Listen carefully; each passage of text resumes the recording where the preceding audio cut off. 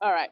So my name is Beth Paretta, and I am a race team owner in the IndyCar series. I competed this year with my team in the Indy 500. Prior to that, I was the motorsport director for Fiat Chrysler, and in that time, was privileged to work with teams that won a NASCAR Cup Championship, is now the Xfinity Championship, was nationwide at the time, and as well launched a factory racing program with Viper in the IMSA series, and won the championship in the GT Le Mans class in 2014 with that. So I've been privileged to work in professional motorsport on championship winning teams for about 15 years. Awesome. I also, during a lot of that time, prior to being in with my IndyCar team now, when I was in the factory role at Fiat Chrysler, I also ran the marketing and operations for the SRT brand, Street Racing Technology. So in addition to all of the responsibility for racing, I also was tasked with running the business of the performance brand. And so that was, although racing was about maybe 30% of my job, it was certainly the most visible, but the rest of it was auto shows, working with product planning and working with the dealer network to make sure that we were selling cars, to fund some of the racing. And then the racing was used as marketing to sell more cars. So it was sort of a nice, perfect circle. Right. It kind of all went and helped each other out in a full circle there. That's awesome. Yep. So did you always have an interest in motorsports kind of growing up, or was that something you always wanted to pursue, or kind of how'd you go about beginning your career? Yeah, I didn't come from an automotive or racing family. I grew up in New England. My local track is Lime Rock Park. Okay. So I would go to races as a fan and sort of beg my parents to bring me. I started reading car magazines when I was 5 years old, car and racing magazines. Would watch any racing on.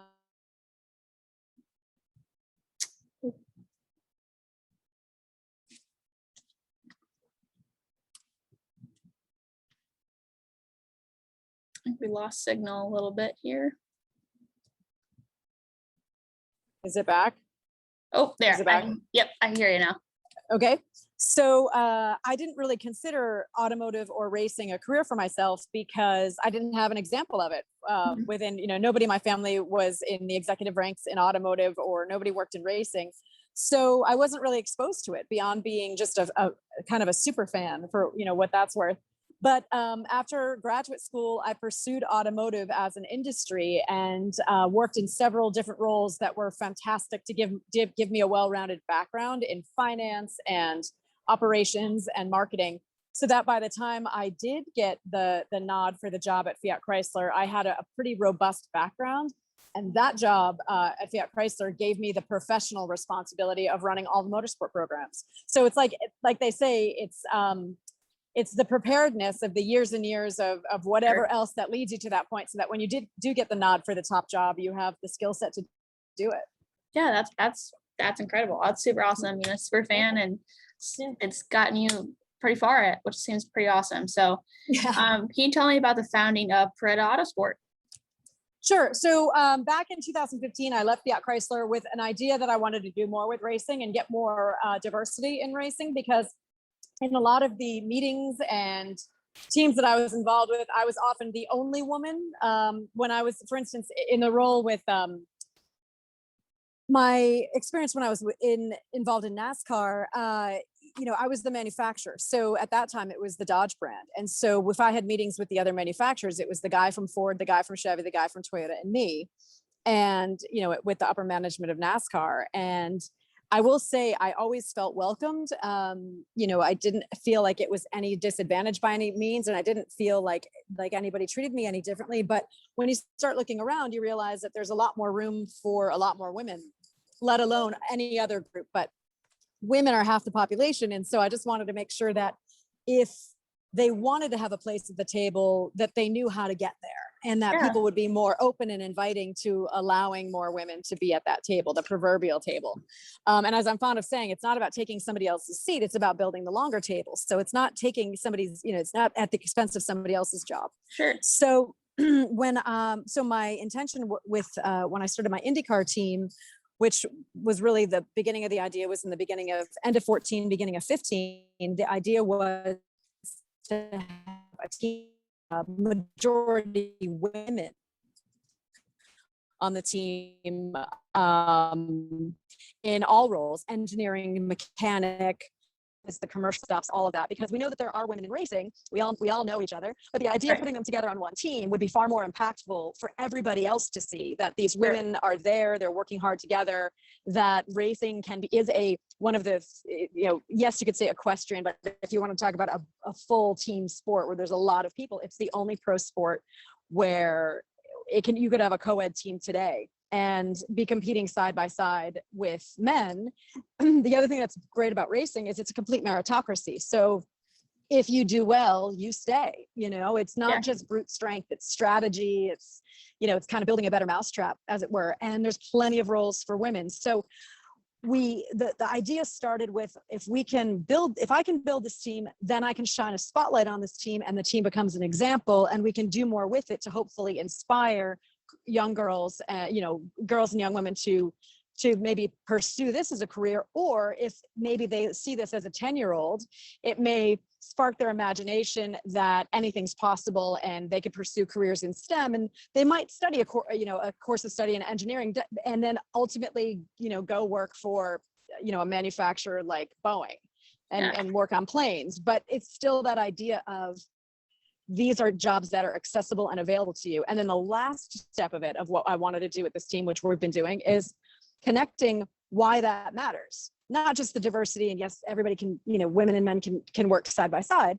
but women and kids need to start understanding and need to be taught that the reason we talk about education and careers is so that you can build a life for yourself, so that you can be financially independent, you can pay your rent, pay a mortgage, buy a house, buy a car, and all those things. Right. So as much as sometimes some of those math classes or science classes or whatever classes are a little too grueling, there's a reason you have to do it, so that, down the line, if you want to buy yourself a brand new handbag, you can, and you don't have to rely on somebody else to do it for you.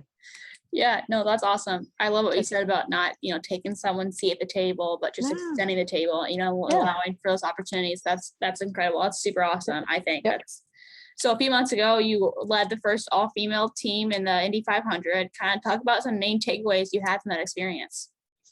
Well, it's majority female, and majority women, the reason why, and it was always designed like this from the beginning. It's funny because I've heard chatter about people saying, like, how could it be all women? Like, it's, that's a bad idea. It was never meant to be 100% women, and it will probably never be, because the idea of having a welcoming place is that you take people of different, different experiences, you train them up. Because even if I'm taking a woman from another series, like in Europe, and she might be working on a sports car team in Europe, and we steal her for a year or two, and she works in IndyCar, a woman or a man, they need to then learn the IndyCar, the equipment, the rule set, all of that. There's always a learning curve when you're drawing people from other places. Sure. So these aren't complete abject rookies. These are just people that might not have been in IndyCar before. In fact, our tire specialist has been in the stock ranks for, 14, 16 years. Wow. But, you put her on this team, there's still a learning curve of, okay, this is what we do in, this is how,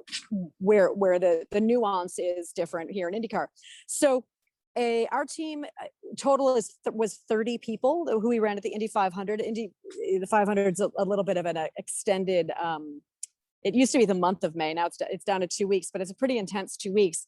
But of our team of 30, and again, that's counting the commercial side and the competition side. So the commercial side of a race team is business. It's the people that are dealing with marketing and public relations and merchandise and sponsorships and all of that stuff. It's the business that makes the rest of it run. Right. You can't have one without the other. Yeah, they're correlated, exactly. It's what pays for everything. Right. So of the 30 people on the team, 20 of them were women. And that has never happened before in IndyCar. So that was what was unique about it, and why it was kind of a big deal and a big news story at the time. What has been amazing is, because it was such a big news story, it did exactly what I was hoping it would do. And we were able to get a lot of press and media attention from people that otherwise wouldn't have watched the Indy 500 or wouldn't even known that it was, going on, because we were able to be in things like People Magazine and the Wall Street Journal and the New York Times, because the story was broader than racing. It was about women and giving women a chance, and look what happens when you give people opportunity, to that point where, we measure media impressions we measure media by impressions. So that has to do with how many people clicked on a story, how many people maybe subscribe to a different publication, so you know how much reach you get. And I will say most teams would be happy if they, over the course of, we announced our team in January and we ran at the end of May. So it was about 5 full months of intense work, Right. training these women, et cetera, but a lot of media the entire time. And, a strong team would be happy with maybe 200 million impressions. And that's how many people clicked and saw your story. And we reached over 6.5 billion. Wow. Which shows you that it's because we were in things that were outside of the racing media, like I say, People Magazine, because you're reaching people that, kind of stumble upon your story. They're not reading the racing magazines. And that was great, because the more people we can get to hear our story and hopefully tune in and watch the Indy 500, it helps every other car on the grid. Because then when Andretti wants to renew with their main sponsor for one of their cars, DHL can say, oh yeah, the TV viewership was up. Well, why was it up this year? Well, there were a lot more viewers. Why were there more viewers? There were a lot of more women viewers. So the one thing that's good about that is a lot of the other team owners have been very happy with what we've done, because they know that it's like a rising tide lifts all boats. Yep. Yeah, them helping kind of raise that awareness and that reach helps them in the end run too. Absolutely. So it's kind of a win-win for both sides, and even more of the reason to get more, female racers out there, on teams out there. So that's great. So kind of talking about your previous kind of beginning of your career to now, what was something upon reflection maybe different about managing a team in this Indy 500 kind of experience than maybe previous early career experiences that you had? I mean, nothing really. I've been lucky that early on I was always working with really good people. And so I think the thing that you always have to realize is nobody can do any of this alone. You have to have good mentors, good partners. Roger Penske's my business partner, and I've known Roger Penske for years. I met him initially when I actually worked for Aston Martin, and he was one of my dealers. But then when I was in the FCA role, Fiat Chrysler role, he was our partner in the NASCAR team. So I've worked with him on the automotive side and the racing side. And after he bought the IndyCar series and the Indianapolis Motor Speedway, he and Penske Entertainment Corp announced this program this initiative called the Race for Equality and Change. And that was it was about a year ago. It was July of 2020. And when they announced that officially is when I reached out to him to say, tell me more about this. And I was originally trying to launch a team similar to this in 2015. I announced it in 15 to 16.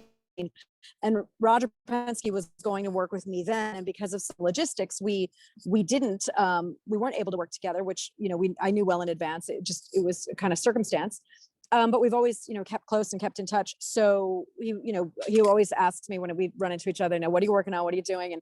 And I will say too, even some of my early teams I've worked with, one thing that's great is when I run into them in different paddocks, the commonly we say, when are we going to work together again? And so I think the good takeaway is to know that the racing business is small. Be kind to everybody, work hard. And the nice thing is then when you need to ask for help, ideally that help is there. And That's hopefully if somebody can ask, they might ask you for help, and hopefully you'll be able to deliver, when it's your turn to be called upon. Yeah, that's great. I mean, we love a tight-knit group like that that's willing to kind of extend the arm and help each other out in whatever situation it may be. So kind of switching a focus here more about the Motorsports Hall of Fame of America here. How did you become involved with the Motorsports Hall of Fame of America? I joined the board of directors of the Motorsport Hall of Fame back in 2013, 14. It was when I was at Fiat Chrysler. I used to attend all the induction every year. We were a sponsor of it at the time. And again, because I have certainly such a love for the history of motorsport, but also I'm so invested in wanting to make sure that it continues. I thought it was a great way to preserve the history and the stories, but hopefully figure a way to capture some of that magic so that we can continue to inspire people to want to work in racing and kind of keep adding more amazing stories to the hall. So I've been officially involved, supporting it for years before that, but on the board since 2014. Yeah, that's awesome. You talked about there too, being, part of the induction process. It was recently announced that 3 women will be inducted to the Hall of Fame class of 2021. Kind of how do you react to that news in spite, in light of everything that you've done for the sport and for the Indy 500 team and all that kind of stuff in fruition here? I will say, I mean, so excited that it's 3 in 1 year. I was more probably shocked that Janet Guthrie wasn't already in the Hall. I think that kind of surprised me. And I haven't talked to her in years, but I look forward to, I'm hoping that she'll be at the induction because, especially in 2021, after we achieved such a number for women in the sport, Janet Guthrie specifically. So it'll be nice to be able to have some time with her this year at the induction and thank her for all of her efforts and hard work, because she definitely did a lot of the heavy lifting for us. Oh, that's awesome. That's for sure awesome.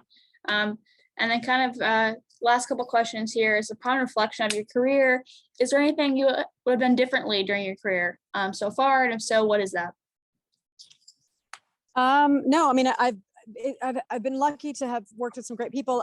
One thing that is always tough is sometimes you work very hard and have a lot of success, but still corporately decisions are made that kind of shut programs down. And unfortunately, I was involved with a few of those where decisions were, beyond my control, or I had political implications of why, meaning corporate political, not political, Right. Corporate political implications of why programs got shut. And although I couldn't have done anything more to save them, and I certainly didn't do anything to cause it, those are those things that you look back that still sort of wish that it didn't end the way that it did. We win this championship for NASCAR in 2012, and then literally afterwards shut the program down, which was known